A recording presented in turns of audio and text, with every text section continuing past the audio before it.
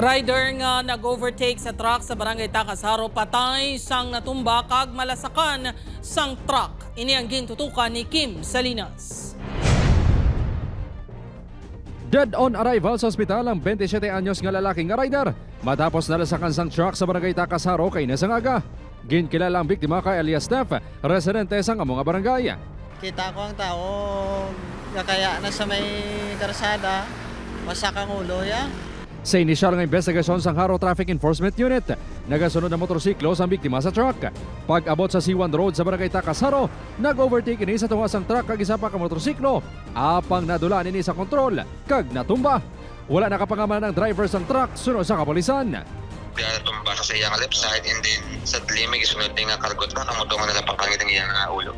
Igo sa truck sir which is sa likod ng portion sa gumaya nga sa likod sa right side. Kung ikaw ang driver, wala ka naman visual nga malikawan pa. May helmet man ang biktima sa natabong aksidente pero ginapatian nahukas sa iya ulo. Na-damage ang likod niya porson sa motorsiklo sini. Nagasgasan man ang likod niya porson sang truck. Yara sa kustudiya sang kapulisan ng driver sang truck nga ginkilala kay alias Ben, 31 anyos, residente man sang Takasaro.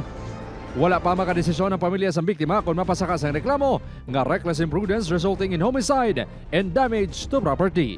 Upod kay Cyril Duque, Kim Salinas, 1 Western Visayas.